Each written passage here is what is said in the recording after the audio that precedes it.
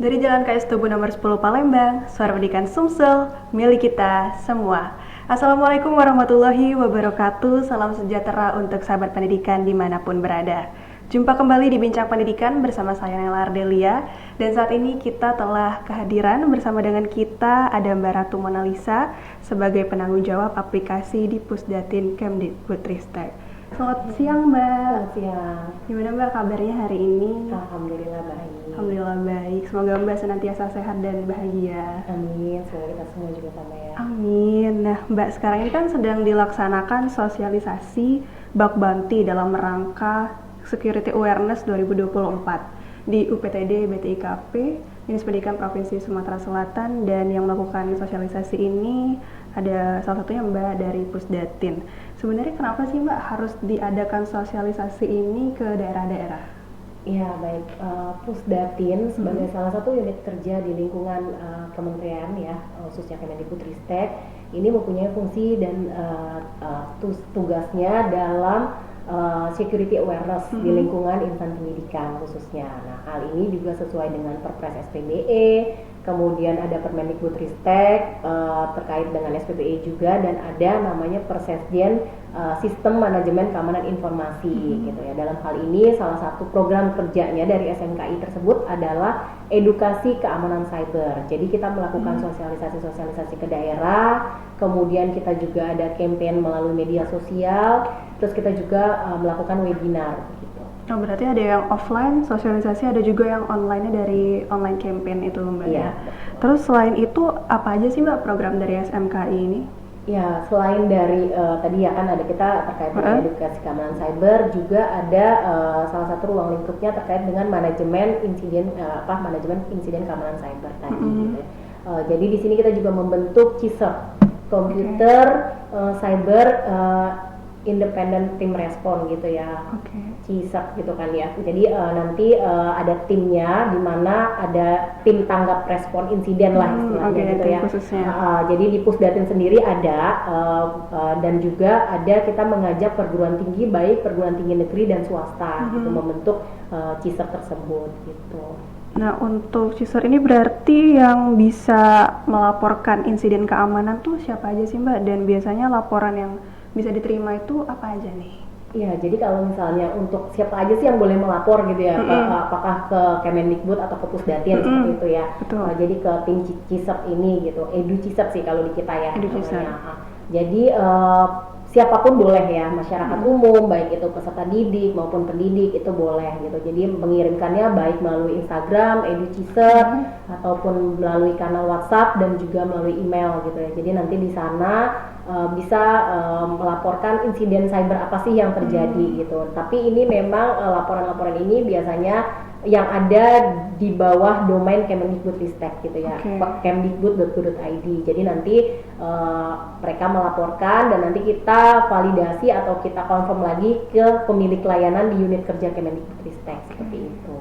Untuk yang laporannya ini tuh cuma terbatas di lingkup pendidikan aja atau masyarakat umum juga boleh Mbak? Boleh siapa aja kan boleh. Berarti semuanya bisa ya, nggak terbatas di lingkungan pendidikan aja. Selain itu kasus yang pernah dilaporin tuh apa aja Mbak biasanya yang banyak? Ya, kalau kasus laporan untuk domain Kemdikbud ya, khususnya sih lebih banyak web defacement sih. Selain dari web defacement juga memang ada juga SQL injection, terus kemudian mungkin ada phishing juga, ada laporan dari file-file dan umumnya sih seperti itu sih yang laporan yang ada ya. Ini emang sering banget sih, kadang kita dapat WhatsApp undangan pernikahan, taunya itu kayak phishing gitu. Iya, ada ini file itu Mbak, file yang APK gitu ya, kalau kita buka atau mungkin ada virusnya seperti itu. Berarti ini boleh dilaporin juga berarti? Iya, silakan sih. Tapi tadi ya lebih ke kalau misalnya untuk CISR sendiri sih baiknya yang di bawah domain Kemdikbud sih gitu. Oh ya, di domain Kemdikbud. Terus untuk output yang diharapkan nih Mbak melalui sosialisasi ini apa sih? Nah, dengan maraknya digitalisasi ya, transformasi digital yang ada saat ini gitu ya, otomatis kan kita harus lebih aware ya, kita harus lebih peduli atau kita lebih mempersiapkan diri mencegah serangan-serangan cyber yang ada gitu, atau bahkan juga kita bisa menanggulangi nih kalau kita ada insiden cyber yang terjadi gitu sih, baiknya sih seperti itu. Jadi memang diharapkan juga dengan adanya sosialisasi ini aware terhadap insiden cyber tersebut, ya lebih seperti itu sih. Jadi lebih sadar lagi lah, lebih meningkat lah kesadaran itu Mbak ya. Terus kalau tadi kan Mbak bahas tentang kesadaran keamanan. Nah selain dari kesadaran keamanan ini, di sosialisasi ini ada materi lain nggak sih Mbak yang dibahas juga? Spesifiknya memang security awareness ya, jadi memang kita juga belajar apa aja sih insiden-insiden cyber yang ada gitu ya, dan gimana kita mengetahui atau mungkin mencegah dan menanggulanginya gitu ya. Karena memang selain itu kita ada sosialisasi bug bounty, kita ada event tahunan nih Mbak ya, ini tahun ketiga kita di tahun 2024, sebelumnya ada 2022 dan 2023 gitu. Jadi di materi kali ini juga selain tadi security awareness dengan kita mensosialisasikan bug bounty, yang pasti perlu kita ingatkan juga Mbak, jadi memang keamanan ini sangat penting sekali ya. Di mana tadi kita banyak insiden-insiden itu, yang pasti kan memang keamanan ini berbanding terbalik nih dengan kenyamanan kita ya pastinya ya. Iya benar-benar. Kan? Apakah kita juga password, misalnya kita punya aplikasi banyak, kita punya web untuk atau akses login banyak gitu, dan kita cuma password satu nih gitu. Kebayang kalau kita udah ketembus gitu ya, udah dihack satu yang kita buka dan semuanya itu terbuka, apalagi kalau misalnya ada m-banking gitu kan ya, mungkin ada yang terkait dengan finansial dan segala macam, itu kan sangat merugikan. Jadi memang diharapkan kita lebih aware sih terhadap security gitu. Sesimpel dari password aja Mbak. Jangan sampai sama semua, karena bobol satu bobol semua. Betul. Dan juga memang saya tidak tahu nih dengan sekarang ya kebiasaan atau tradisinya apakah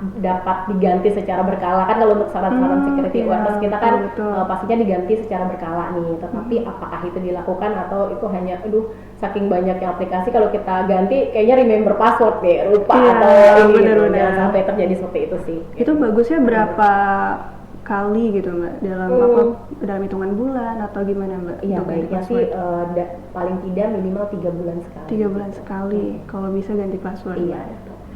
Oke, kalau tadi udah disinggung bug bounty dan itu event tahunan dan udah tahun ketiga. Sebenarnya apa sih Mbak bug bounty ini? Kalau bug bounty ini kita kalau misalnya yang udah ya, kita ini ada pencarian celah keamanan. Jadi kita ada pencarian celah keamanan di dalam suatu aplikasi gitu ya, di dalam suatu aplikasi atau web, di mana nanti penemu celah keamanan itu akan mendapatkan reward gitu ya, akan mendapatkan reward. Tetapi kalau untuk bug bounty sendiri, karena kita event kementerian, jadi nanti ada waktunya gitu, ada waktu pelaksanaannya seperti itu. Nah nanti di range itu kita pilih gitu ya yang untuk pemenangnya, dan biasanya yang nama pencari celah itu kita sebutnya bug hunter itu. Oh, bug hunter sebutannya ya. Iya, betul.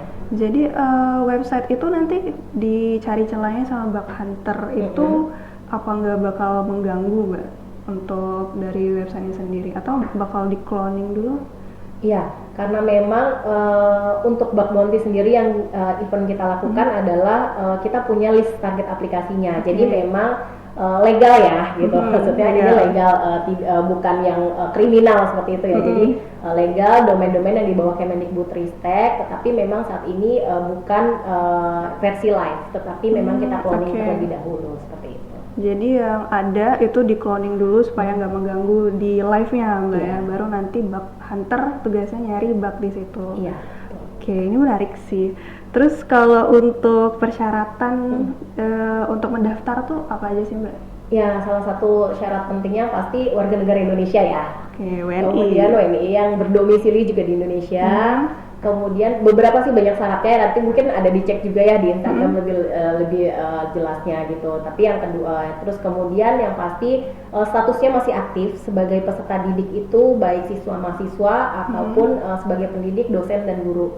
Jadi masih aktif di sini dalam artiannya di dalam Dapodik ataupun PDDikti ya, data di data pokok pendidikan untuk guru dan guru dan siswa, dan di PD Dikti di pangkalan data Dikti itu untuk dosen dan mahasiswa seperti itu. Jadi yang masih aktif, kalau yang barusan aja wisuda udah nggak boleh lagi berarti Mbak? Selagi statusnya nanti update statusnya yang di Dapodik dan PD Dikti. Oh, di situ berarti. Ya, nanti kita ceknya berdasarkan data itu langsung sinkronnya. Oke. Untuk mekanisme pelaksanaannya gimana Mbak?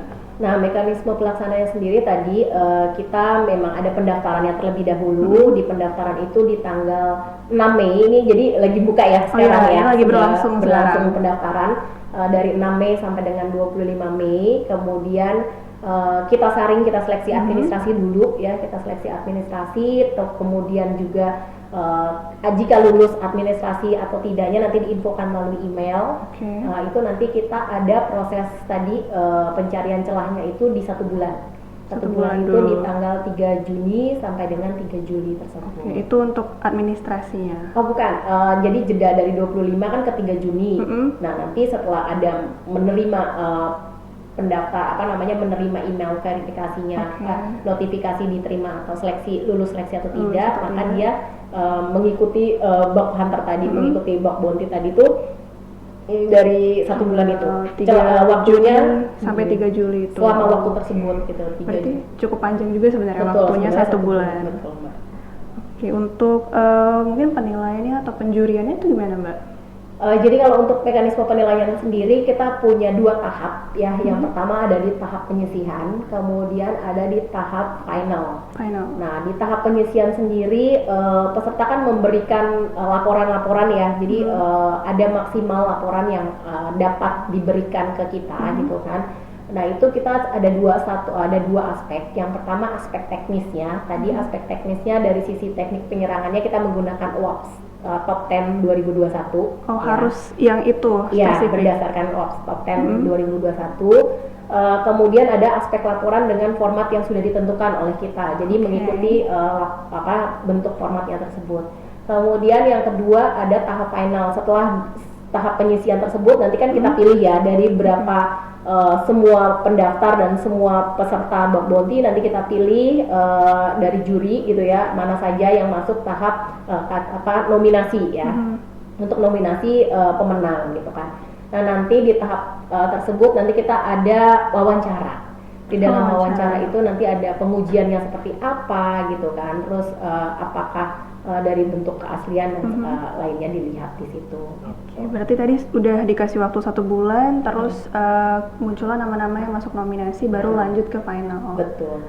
Untuk nanti ada event anugerahnya juga sih untuk pemenang. Ada anugerahnya gitu, juga. Berarti nanti mereka bakal offline pelaksanaannya. Ya insya Allah sih kita untuk anugerahnya langsung di lokasi ya, kita offline gitu ya kan. Kita punya kita ada 4 kategori ya. 4 kategori. Yang satu untuk peserta didik itu ada siswa dan mahasiswa dengan juara 1, 2 dan 3. Jadi ada juara 1 siswa, juara 2 siswa dan juara 3 siswa, juga sama ya mahasiswa, juara 1 mahasiswa, juara 2 mahasiswa dan juara 3 mahasiswa. Juga peserta didik ada juara 1 guru, juara 2 guru dan juara 3 guru, kemudian ada juara 1 dosen, juara 2 dosen dan juara 3 dosen. Itu dengan ada hadiah ya. Ada rewardnya lah untuk pemenang ini. Berapa ratusan juta rupiah ya atau puluhan juta rupiah seperti itu. Jadi worth it lah untuk peserta ini, bak hunter ini udah melalui proses yang panjang. Kalau misalnya mereka jadi pemenang itu terbayarkan lah ya. Iya, karena ini sifatnya juga nasional ya. Kita kan ada di Sumatera Selatan nih, gitu kan. Nih, jadi nanti untuk yang ada di Sumatera Selatan, khususnya Palembang atau mungkin sekitarnya juga bisa mengikuti ini dan bersaing dengan dari provinsi yang lain juga. Iya, secara nasional tadi Mbak ya. Untuk cara daftarnya nih Mbak, gimana? Ya, cara daftarnya kita ada di amanbersama.kemdikbud.go.id. Nanti Bapak Ibu semua, adik-adik, kakak-kakak semua ya bisa lihat ya di sini ya, amanbersama.kemdikbud.go.id seperti itu. Oke, di amanbersama.kemdikbud.go.id. Iya. Nah, terus kalau misalkan nih Mbak, selama proses kita pendaftaran dulu ya. Untuk pendaftaran itu ada kendala, apakah bisa melapor gitu Mbak? Iya, kalau untuk ada kendala pada saat pendaftaran ya, itu ada kita di Instagram ya, di @educisert ya. Tetapi di sana ada juga informasi terkait form apa namanya, informasi form kendala gitu. Jadi nanti silakan peserta yang ingin mengikuti Box Bounty mengisi di form tersebut. Jadi di ringkas.kemdikbud.go.id/form kendala BB24 gitu. Oke, di ringkas.kemdikbud.go.id/form kendala B24 atau bisa juga ke Instagramnya tadi aja ya untuk lebih jelasnya ya. Untuk mungkin ada update-update tertentu, ada update-update informasi ya yang terkait dengan Box Bounty, bisa langsung dilihat. Bisa di follow abis itu Mbak ya. Terus ini terakhir nih Mbak, untuk Bug Hunter, future Bug Hunters nih Mbak, ada pesan-pesan khusus nggak nih? Ya nih untuk terutama kayaknya generasi muda ya saat ini ya, apalagi siswa dan mahasiswa juga ya yang lagi sedang apa ya istilahnya hot-hotnya untuk bereksperimen atau mungkin ingin menguji, mengeksplor gitu ya, juga siswa dan guru gitu, dosen gitu kan, mahasiswa mengikuti event ini, jadi sama-sama lah ya kita bersinergi ya untuk kebaikan di ruang cyber sendiri gitu kan, dan juga peduli terhadap lingkungan kita sekitar, khususnya di lingkungan pendidikan kita.